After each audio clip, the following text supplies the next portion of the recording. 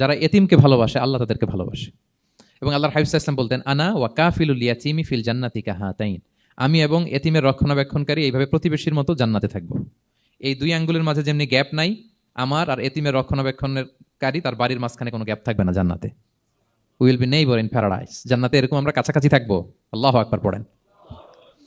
তাহলে এতিমের রক্ষণাবেক্ষণকারীকে আল্লাহ তাআলা ভালোবাসেন। যারা এতিমকে পছন্দ করে না, এতিমকে তাড়িয়ে দেয়, তাদেরকে আল্লাহ পছন্দ করেন। আল্লাহ তাআলা বলেন, আরাআইতাল্লাযী ইউকাযযিবু বিদ্দীন ফাযালিকাল্লাযী ইয়াদুউল ইয়াতীম, যারা আখিরাতকে অবিশ্বাস করে তারাই এতিমকে ঘাড় ধাক্কা দিয়ে তাড়িয়ে দেয়।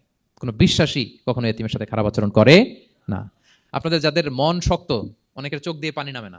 আমার এক আত্মীয় আছে খুব আল্লাহওয়ালা, আমার জীবনে এত আল্লাহওয়ালা আমি দেখি নাই, কিন্তু ওনার চোখ দিয়ে পানি নামে না।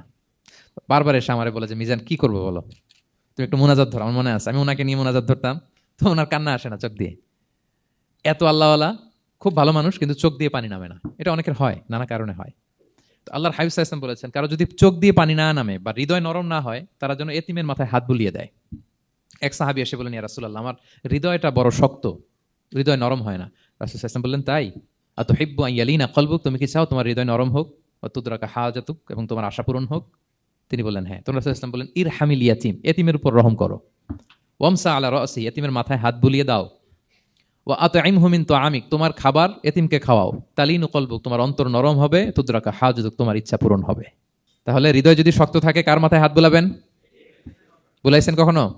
খুঁজে খুঁজে হাত বুলাবেন। বাংলাদেশে তো অনেক অরফেনেজ আছে, অনাথ আশ্রম, ওখানে যাবেন।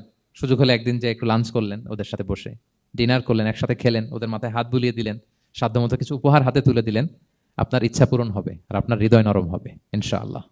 আর এতিমকে আদর করা মানে নবী সাল্লাল্লাহু আলাইহি ওয়াসাল্লামের প্রতি ভালোবাসা দেখানো, কারণ আমার নবী এতিম হয়ে বড় হয়েছেন। এতিমের প্রতি ভালোবাসা প্রকারান্তরে নবী সাল্লাল্লাহু আলাইহি ওয়াসাল্লামের প্রতি ভালোবাসা দেখানো হয়, কারণ আমার নবী এতিম হয়ে বড় হয়েছেন। সুবহানাল্লাহ। কিন্তু তার বিপরীতে আমরা সমাজে কি দেখি? এতিমের মাথায় হাত বুলানো তো দূরের কথা, এতিমের সম্পদও খেয়ে ফেলে অনেকে। হ্যাঁ, এরকম আছে না? এতিমের সম্পদ দেদারসে গিলতেছে। কি যে আমাদের চিন্তাধারা! দেখবেন যে লোকটা এতিমের সম্পদ গিলে, ওরা রোজা অবস্থায় এক ঢোক পানি গিলাতে পারবেন কিনা দেখেন। যে বলেন একটু পানি খান তো, খাবে না কেন? হারাম। তো ওই হারাম কিন্তু গিলতেছে ইচ্ছা মতো। রোজা অবস্থায় এক ফোঁটা আপনি পানি গিলাতে পারবেন না, এরে কেন? হারাম। কিন্তু ওইদিকে ভাতিজার সম্পদ গিলতেছে দেদারসে। আল্লাহ বলেন, এটা ভাতিজার সম্পদ না, এটা তুমি জাহান্নামের আগুন পেটে ঢুকাচ্ছ। ইন্নাল্লাযীনা ইয়াকুলুনা আমওয়ালাল ইয়াতামা যুলমান ইন্নামা ইয়াকুলুনা ফি বুতুনিহিম নারা ওয়া সায়াসলাউনা সাঈরা। যারা এতিমের সম্পদ খায়, এটা সম্পদ না, এটা জাহান্নামের আগুন তুমি পেটে ঢুকাচ্ছ। সো এতিমের প্রতি যেন আমরা নমনীয় হই, তাদের মাথায় হাত বুলাই, তাদের জন্য খরচ করি, তাদের প্রতি যেন আমরা দয়াদ্র হই, কারণ আমার নবী এতিম অবস্থায় বড় হয়েছে।